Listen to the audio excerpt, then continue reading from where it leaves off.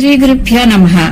భీష్మ పితామహుడు ధర్మరాజుకు చెప్తున్నాడు, యుధిష్ఠిర, పూర్వం ఒకసారి దేవేంద్రుడు విష్ణు భగవానుని, దేవా, ఏ కర్మ చేయడం వలన మీరు ప్రసన్నులవుతారు, మిమ్మల్ని ఏ విధంగా సంతుష్టులుగా చేయవచ్చును అని అడిగాడు. విష్ణువు, ఇంద్ర, బ్రాహ్మణుల నింద చేయడం నన్ను ద్వేషించడమే. బ్రాహ్మణులను పూజిస్తే నన్ను పూజించినట్లే. ఇందులో ఏమాత్రం సందేహం లేదు. ప్రతిదినం భోజనానంతరం బ్రాహ్మణులకు నమస్కరించిన వాని పట్ల నాకు అనుగ్రహం కలుగుతుంది. బ్రహ్మచారి తన ఇంటికి వచ్చినప్పుడు అందరికంటే ముందు అతనికి భోజనం పెట్టి తరువాత తాను తినేవాని యొక్క ఆ భోజనం అమృత సమానమని చెప్పబడుతుంది. ప్రాతకాలం సంధ్యావందనం చేసి సూర్యునికి అభిముఖంగా నిలబడితే అతనికి సమస్త తీర్థాలలోనూ స్నానమాడిన ఫలితం లభిస్తుంది. అతని పాపాలన్నీ తొలగిపోతాయి అని చెప్పాడు. ఆపై విశ్వవిఖ్యాతులైన వశిష్ఠాది సప్తర్షులు పద్మసంభవుడైన బ్రహ్మకు ప్రదక్షిణం చేసి చేతులు జోడించి అందరూ అతని ఎదుట నిల్చున్నారు. వారిలో బ్రహ్మవేత్తలలో శ్రేష్ఠుడైన వశిష్ఠముని, దేవా, ప్రాణులందరి యొక్క విశేషించి బ్రాహ్మణ క్షత్రియ జాతుల వారి మేలు కోరి మిమ్మల్ని ఒక ప్రశ్న అడగాలనుకుంటున్నాను. ఈ లోకంలో సదాచారవంతుడు తరచుగా నిర్ధనుడై ఉంటాడు. అతను ఏ రీతిగా ఏ కర్మను చేయడం వలన యజ్ఞఫలం పొందగలుగుతాడు అని అడిగాడు. బ్రహ్మదేవుడు, మహాభాగ్యశాలులైన మహర్షులారా, మనిషికి యజ్ఞఫలం ఎలా లభిస్తుందో చెబుతున్నాను వినండి. పుష్యమాసం శుక్లపక్షంలో రోహిణి నక్షత్రయుక్త దినాన రాత్రి స్నానాధికాలతో పరిశుద్ధుడై ఏకవస్త్రధారుడై ఆరుబయట పరుండి శ్రద్ధతో ఏకాగ్రతతో నిరాహారంగా ఉండి చంద్రకిరణాలను పానం చేయడం వలన మహాయజ్ఞ ఫలం లభిస్తుంది. ఈ రహస్య విషయం మీకు చెప్తాను అని అన్నాడు. అగ్నిదేవుడు, పూర్ణిమ తిథి నాడు చంద్రోదయ సమయంలో చంద్రునికి అభిముఖమై అతనికి జలాంజలి, అర్ఘ్యం, నెయ్యి, అక్షతలు అర్పించినట్లయితే అగ్నిహోత్ర కార్యం పూర్తి అవుతుంది. అలా చేసిన వానికి గార్హపత్యాది త్రేతాగ్నులలో హోమం చేసిన ఫలితం లభిస్తుంది.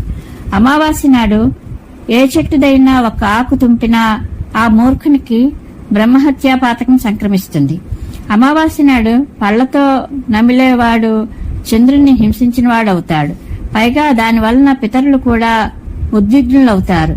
అంతేకాదు, పర్వదినంలో అతడు ఇచ్చిన హవిష్యాన్ని దేవతలు కూడా స్వీకరించరు. పితరులు కూడా అతనిపై కోపగిస్తారు. అందువల్ల అతని వంశం నశిస్తుంది అని చెప్పాడు. లక్ష్మీదేవి, కుండలు పగిలి చాపలు చిరిగి గిన్నెలు అటు ఇటు చెల్లాచెదురుగా ఉన్న ఇల్లు, ఆడువారు తిట్టుకుంటూ కొట్టుకుంటూ ఉండే ఇల్లు పాపం వలన దూషితమవుతుంది. ఉత్సవేళల్లో, పర్వ సమయాలలో దేవతలు నిరాశగా అక్కడి నుండి తిరిగిపోతారు. ఆ ఇంటి పూజను వారు స్వీకరించరు అని చెప్పింది. గార్గ్యుడు, సదా అతిథి సత్కారం చేయాలి. యజ్ఞశాలలో దీపం వెలిగించాలి. పగలు పడుకోకూడదు. మాంసం తినకూడదు. గో బ్రాహ్మణ హత్య చేయకూడదు. ప్రతిదినం పుష్కరుని పేరు స్మరించాలి. ఈ రహస్యమైన ధర్మం సర్వశ్రేష్టము, మహాఫలదాయకము. 100 సార్లు చేసిన యజ్ఞాల ఫలాలు తరిగిపోవచ్చునేమో గాని శ్రద్ధతో పైన పేర్కొన్న ధర్మాలను పాటిస్తే వచ్చే ఫలితాలు ఎప్పుడూ తరిగిపోవు. శ్రాద్ధంలో, యజ్ఞంలో, తీర్థంలో, పర్వదినాలలో దేవతల కోసం సిద్ధం చేయబడిన హవిష్యాన్ని రజస్సులు గాని, కుష్ఠవ్యాధి కలవారు గాని, గొడ్రాలు గాని చూస్తే దానిని దేవతలు స్వీకరించరు. పితృగణం కూడా 13 ఏళ్ల పాటు అసంతృప్తులై ఉంటారు. శ్రాద్ధ దినం నాడు యజ్ఞం చేసే రోజున మనిషి స్నానాదులచే పవిత్రుడై తెల్లని బట్టలు ధరించాలి.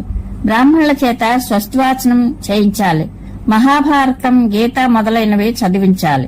అలా చేస్తే అతడు సమర్పించిన హవ్యకవ్యాల యొక్క ఫలం అక్షయమవుతుంది అని చెప్పాడు. ధౌమ్య మహర్షి, ఇంట్లో పగిలిన పాత్రలు, విరిగిన మంచాలు, కోళ్లు, కుక్కలు, చెట్లు వండడం మంచిది కాదంటారు. పగిలిన పాత్రలలో కలియుగం ఉంటుందని అంటారు. అంటే పగిలిన పాత్రలు ఉంచుకుంటే ఇంట్లో కొట్లాట్లు, పోట్లాట్లు జరుగుతాయి. విరిగిన మంచం ఉంచుకుంటే ధన నష్టం కలుగుతుంది. కుక్కలు, కోళ్లు పెంచితే దేవతలు ఆ ఇంటిలోని హవిష్యాన్ని స్వీకరించరు.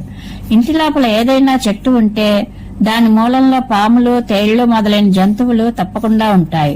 కాబట్టి ఇంటి లోపల చెట్టు ఉంచకూడదు అని చెప్పాడు.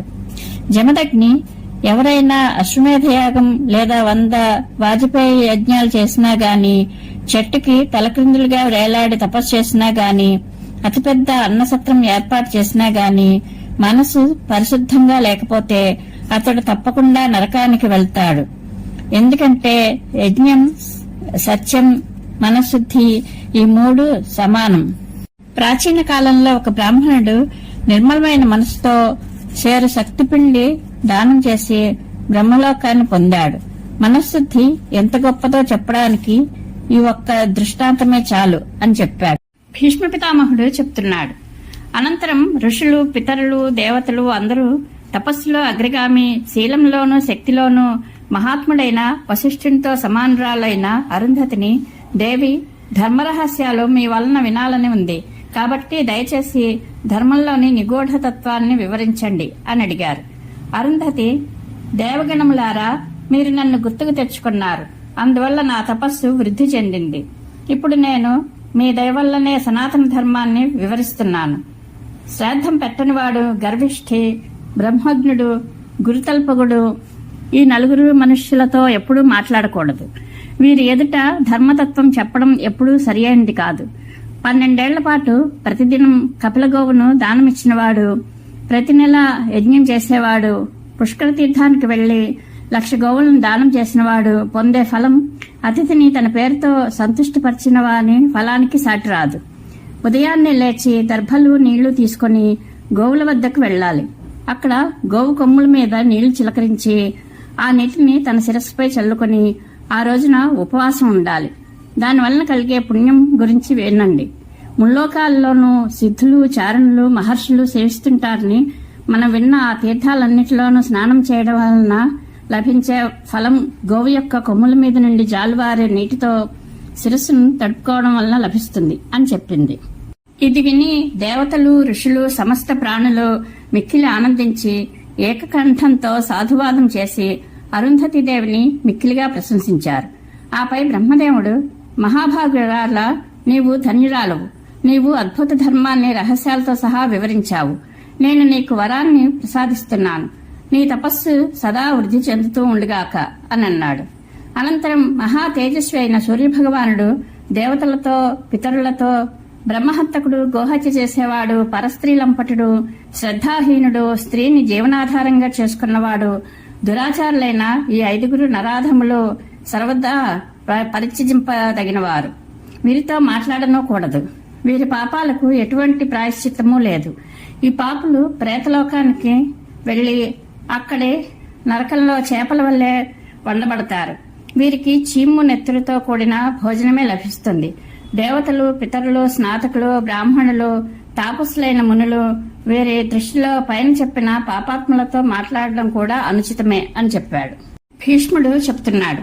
తరువాత దేవతలు, పితరులు, మహాభాగ్యశాలులైన ఋషులు అందరూ ప్రమథులను, మీరు ప్రత్యక్షంగా గోచరించే నిశాచరులు, అపవిత్రులు, అశుద్ధులు, క్షుద్రులు అయిన మనుషులను మీరు ఎందుకు హింసిస్తారు చెప్పండి. మీరు వారిని సంహరించకుండా ఉండాలంటే వారు ఏ ఉపాయాన్ని ఆశ్రయించాలి? మీ వంటి నిశాచరులు ఇళ్లు వదిలిపెట్టి పారిపోయే రక్షాఘ్న మంత్రాలు ఏమేమిటి? ఈ విషయాలన్నీ మీ నోటి ద్వారా వినాలనుకుంటున్నాము అని అడిగారు. ప్రమథులు, సదా స్త్రీ సాంగత్యంతో దూషితులైన వారు, పెద్దలను అవమానించేవారు, తెలియక మాంసం తినేవారు, చెట్టు మొదట్లో నిద్రించేవారు, తలపై మాంసభారం మోసేవారు, పడకల మీద కాళ్ల వైపున తలపెట్టి పడుకునేవారు, నీటిలో మలమూత్రాలు ఉమ్మి విసర్జించేవారు, ఈ మనుషులందరూ అపవిత్రులు, అనేక లోపాలతో కూడినవారు. ఇటువంటి వారినే మేము తినదగిన వారుగా, వధ్యులుగా భావిస్తాము.